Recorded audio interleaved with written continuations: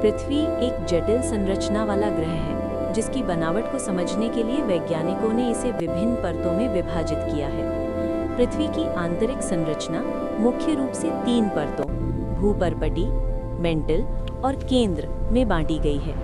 ये परतें पृथ्वी के निर्माण, उसके तापमान तथा भूवैज्ञानिक गतिविधियों को समझने में महत्वपूर्ण भूमिका निभाती हैं।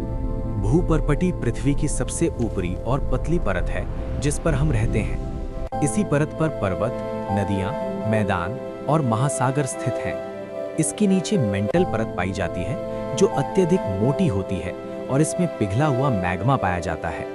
ज्वालामुखी गतिविधियों का मुख्य स्रोत यही परत मानी जाती है।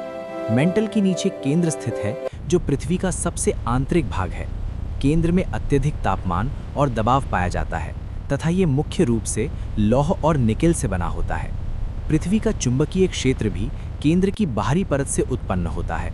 भूपर्पटी पृथ्वी की सबसे बाहरी और पतली परत है। ये वही परत है जिस पर मानव सहित सभी जीव जंतु निवास करते हैं। भूपर्पटी पर ही पर्वत, नदियाँ, मैदान, पठार, वन और महासागर पाए जाते हैं। पृथ्वी की कुल संरचना में इसका भाग बहुत कम है, फिर भी ये जीवन के लिए अत्यंत महत्वपूर्ण है।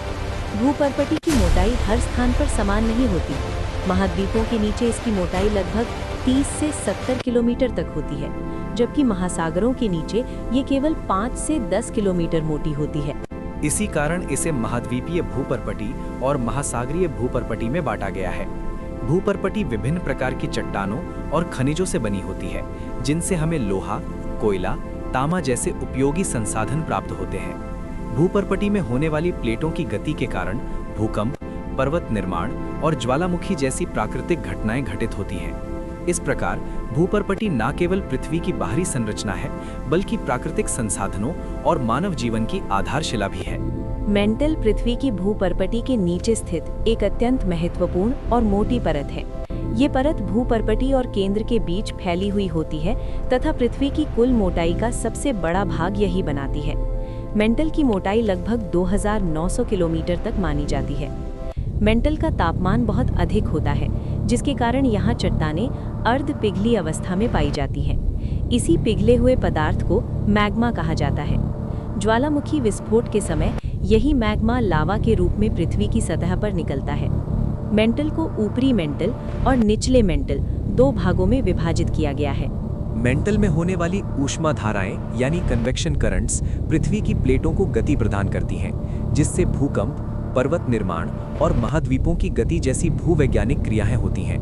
इस प्रकार मेंटल पृथ्वी की आंतरिक ऊर्जा को नियंत्रित करने और सतह की गतिविधियों को संचालित करने में अहम भूमिका निभाता है। केंद्र पृथ्वी का सबसे आंतरिक और गहरा भाग है। ये मेंटल के नीचे स्थित होता है और पृथ्वी की संरचना का अत्यंत महत्वपूर्ण हिस्सा माना जाता है। केंद्र का तापमान बहुत अधिक होता है, जो लगभग 5000 से 6000 डिग्री सेल्सियस तक पहुंच सकता है। अत्यधिक ताप और दबाव के कारण ये भाग पृथ्वी के अन्य भागों से बिल्कुल भिन्न होता है। केंद्र मुख्य रूप से लौह यानी आयरन और निकेल से बना होता है। इसे 2 भागों में बांटा गया है, बाह्य केंद्र यानी आउटर कोर और आंतरिक केंद्र यानी इनर कोर। बाह्य केंद्र द्रव अवस्था में होता है। अत्यधिक दबाव के कारण आंतरिक केंद्र ठोस अवस्था में पाया जाता है। बाह्य केंद्र में पिघली धातुओं की गति से ही पृथ्वी का चुंबकीय क्षेत्र उत्पन्न होता है। पृथ्वी का चुंबकीय क्षेत्र हमें सूर्य से आने वाली हानिकारक किरणों से बचाता है और जीवन की रक्षा करता है। इस प्रकार केंद्र न केवल पृथ्वी की आंतरिक संरचना का आधार है, बल्कि पृथ्वी पर जीवन के अस्तित्व के लिए भी अत्यंत आवश्यक है।